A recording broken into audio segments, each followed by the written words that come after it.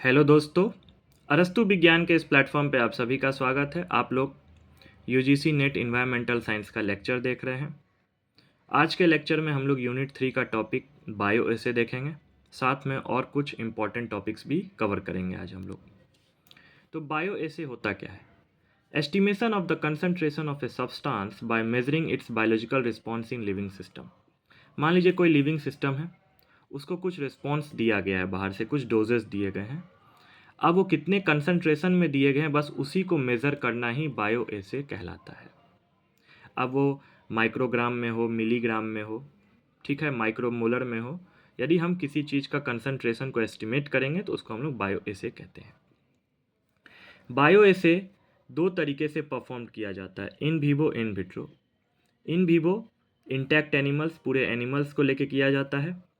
In vitro animals के body के अंदर से टिश्यू निकाल के आइसोलेट करके या किसी स्पेसिफिक सेल्स को आइसोलेट करके उसका हम लोग एक्सपेरिमेंट परफॉर्म करते हैं। ठीक, या तो इन विवो बायो ऐसे परफॉर्म करेंगे या in vitro.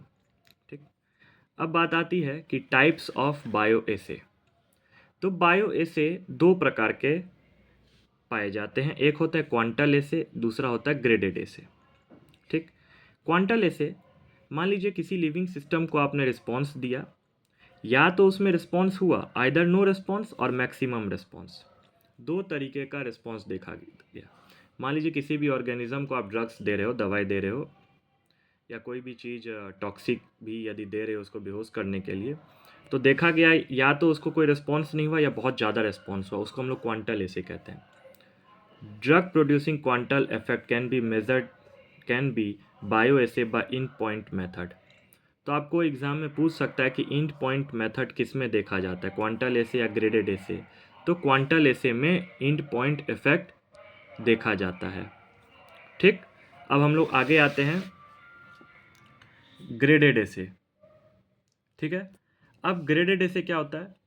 Response is proportional to the dose. हाँ, जितना डोज दिया जाएगा उतना रेस्पॉन्स होगा। रेस्पॉन्स में lie between no response and maximum response. उसमें क्या था, या तो क्वांटल एसे में रेस्पॉन्स होगा, कितना रिस्पॉन्स होगा, मैक्सिमम, या तो कोई रिस्पॉन्स नहीं होगा।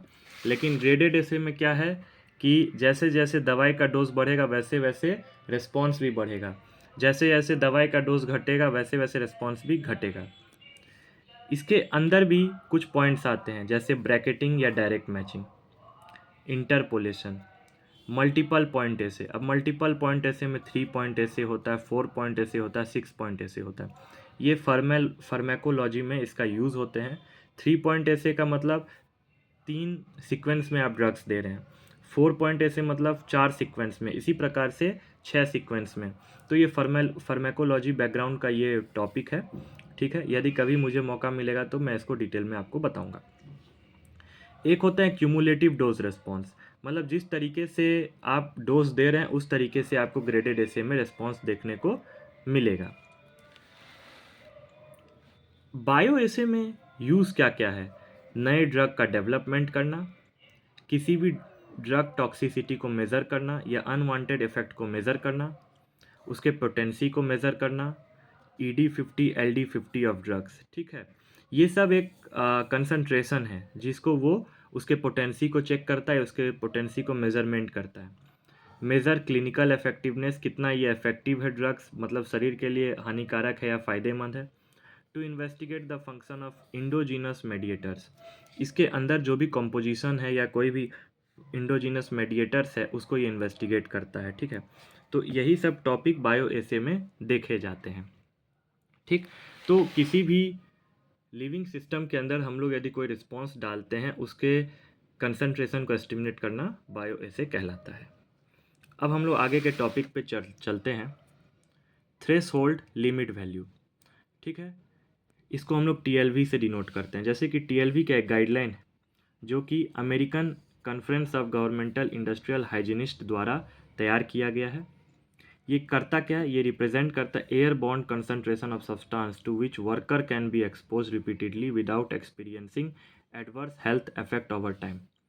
मान लीजिए कोई वर्कर है, वो पॉल्यूटेड जगह पे काम कर रहा है, ठीक, और धीरे धीरे धीरे उसके बॉडी के अंदर कुछ एयर बॉन्ड कंसंट्रेशन जो है एयरबॉर्न मतलब हवा में पाए जाने वाले सूक्ष्म पार्टिकल्स जो छोटे बड़े कंसंट्रेशन के मात्रा में वर्कर्स के बॉडी के अंदर जा रहे हैं।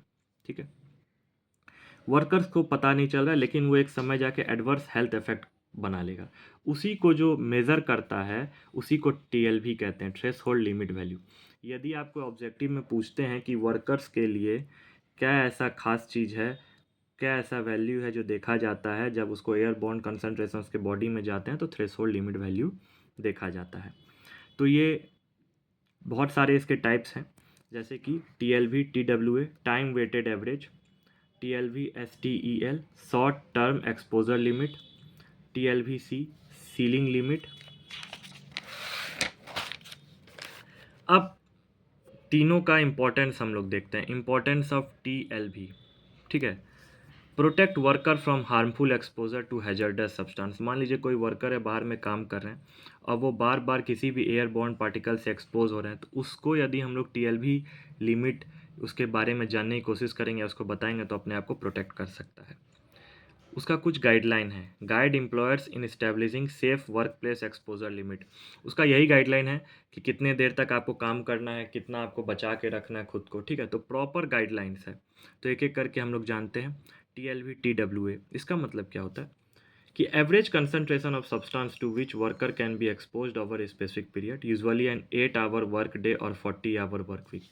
होता क्या है, ये जो थ्रेश होल्ड लिमिट वैल्यू है टीडब्ल्यूए का, इसका फुल फॉर्म पीछे के पेज में मैंने बता रखा है, जैसे कि टाइम वेटेड एवरेज।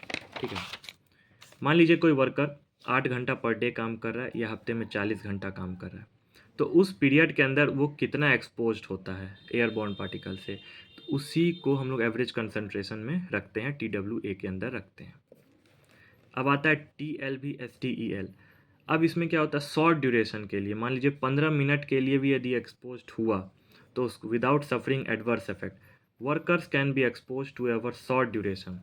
यदि 15 मिनट के अंदर ही एक्सपोज हो गया, तो उसको हम लोग टीएलवी एसटीईएल के अंदर रखते हैं। टीएलवीसी के किसके अंदर आता है, ceiling limit, maximum concentration of substance that should not be exceeded at any time. ठीक है, बहुत ज़्यादा कंसंट्रेशन ऑफ सब्सटेंस से वो एडवर्स इफेक्ट हो रहा है उसका बॉडी। ठीक है, किसी भी समय हो सकता है, उसके लिए कोई भी ऐसा मान्यता या समय नहीं रखा गया है, तो उसको हम लोग टीएलवी सी के अंदर रखें, सीलिंग लिमिट के अंदर रखें।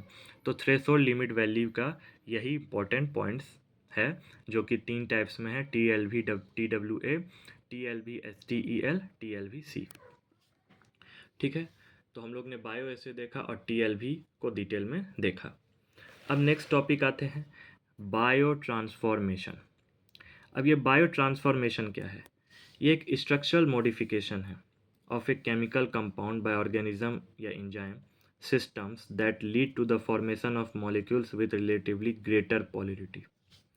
होता क्या है कि मान लीजिए हमारे बॉडी में कोई सब्सटेंस है, ठीक है, वो कैसा केमिकल मॉडिफिकेशन बना रहा है, ठीक है, उसी को हम लोग बायो ट्रांसफॉर्मेशन कहते हैं। बॉडी के अंदर जाने के बाद वो ट्रांसफॉर्म हो जा रहा है, यदि कोई भी एंजाइम है वो एक रूप से दूसरे रूप में बदल जा रहे हैं। ठीक है, अब वो सिस्टम में कुछ चेंज ला रहे हैं। ठीक है, तो इसीलिए कहा गया केमिकल कंपाउंड बाय ऑर्गेनिज्म द्वारा किया जा रहा है, और एंजाइम सिस्टम क्या कर रहा है, lead to the formation of molecule, वो एक ऐसा मॉलिक्यूल का फॉर्मेशन कर दे रहा है, वो भी ग्रेटर पॉलिरिटी के साथ, जैसे कि आगे हम लोग देखते हैं। This chemical process of modification, ये जो मॉडिफिकेशन आ रहा है केमिकल प्रोसेस के द्वारा, वो इंडोजीनस भी हो सकता है, एक्सोजीनस भी हो सकता है। Chemicals into water soluble chemicals aided in the easy elimination of toxic या foreign chemicals from the body. ये तो या तो शरीर के लिए घातक भी हो सकते हैं या शरीर के टॉक्सिक सब्सटेंस को बाहर भी निकाल सकता है। Biotransformation is usually catalysed by enzyme, ये एंजाइम्स के द्वारा ही कैटलाइज्ड होता है। Often found in the liver, ये लीवर में देखे जाते हैं, but also in other organs like kidney, intestine, lungs. ये किडनी में भी देखे जाते हैं, इंटेस्टाइन और लंग्स में भी देखे जाते हैं। ठीक है, या तो ये बॉडी के लिए टॉक्सिक भी हो सकता है यदि कोई केमिकल कंपाउंड का फॉर्मेशन होगा एंजाइम्स के द्वारा, या ये हेल्पफुल भी हो सकता है। बायो ट्रांसफॉर्मेशन 2 फेज से गुजरते हैं, डिवाइडेड इनटू 2 मेन फेज। आइए हम लोग जानते हैं, पहला होता है फेज़ 1 और दूसरा होता है फेज़ 2। फेज़ 1 क्या होता है, involve reaction like oxidation, reduction, hydrolysis which introduce और modify functional group on the substance. ठीक है। फेज़ 1 में क्या होता है कि ऑक्सीडेशन प्रोसेस होता है, रिडक्शन प्रोसेस होता है, हाइड्रोलाइसिस भी होते हैं। हम लोग ऑक्सीडेशन रिडक्शन बेसिकली देख चुके हैं रिडक्स पोटेंशियल टॉपिक में। इसमें होता क्या है, या तो इंट्रोड्यूस करेगा या मॉडिफाई करेगा किसी फंक्शनल ग्रुप को सब्सटेंस के अंदर। फेज 2 क्या होता है, involve conjugation reaction where the substance is combined with other molecules like glucuronic acid to increase its water solubility. ठीक है। फेज़ 1 में तो टूटना छाटना ये सब होता है, लेकिन फेज़ 2 में क्या होता है, एक मॉलिक्यूल किसी दूसरे मॉलिक्यूल के साथ मिल के वाटर सॉल्युबिलिटी को बढ़ा देता है। इस तरीके से हमारे बॉडी में बायो ट्रांसफॉर्मेशन देखे जाते हैं। तो ये आपको पूछ सकता है कि फेज़ 1 में क्या होता है, फेज़ 2 में क्या होता है बायो ट्रांसफॉर्मेशन में। और सेकंड कि बायो ट्रांसफॉर्मेशन मेनली कैटलाइज्ड होता है एंजाइम्स के द्वारा, प्रोटीन कार्बोहाइड्रेट फैट्स के द्वारा नहीं होता है। ठीक। तीसरा आपको याद रखना है कि मेनली देखा जाता है लीवर के अंदर, लेकिन किडनी इंटेस्टाइन में भी ये पाए जाते हैं। तो आज के लेक्चर में हम लोगों ने बायो ट्रांसफॉर्मेशंस को डिटेल में देखा। मैंने शॉर्ट नोट्स ही बना रखा है, लेकिन आपके एग्ज़ाम के पॉइंट ऑफ व्यू से बहुत ही इम्पोर्टेंट है। टीएलवी को हम लोगों ने डिटेल में देखा, साथ ही थ्रेशोल्ड लिमिट वैल्यू, ये 3 टाइप्स के पाए जाते हैं। और बायो एसे के यूजेस हैं। बायो एसे 2 टाइप्स के होते हैं, एक होता है ग्रेडेड एसे, एक होते हैं क्वांटल एसे। ठीक है। ये 2 टाइप्स में परफॉर्म करते हैं, इन विवो इन विट्रो। ठीक। तो जो भी मैं नोट्स आप लोग के बीच लेके आता हूँ, ये बहुत ही मेहनत से मैं बनाता हूँ, और मैं एकदम सीक्वेंस वाइज चल रहा हूँ, टॉपिक के तरीके से चल रहा हूँ, और यूनिट 2 और यूनिट 3 दोनों लेके मैं पैरेलल चल रहा हूँ। एक दिन मैं यूनिट 2 लेके आऊँगा, एक दिन मैं यूनिट 3 लेके आऊँगा। और मेरा कोशिश रहेगा कि यूजीसी नेट का जो जून में एग्ज़ाम हो, उसमें यूनिट 2 और यूनिट 3 को कम्प्लीटली डिटेल में कंप्लीट कर देना है।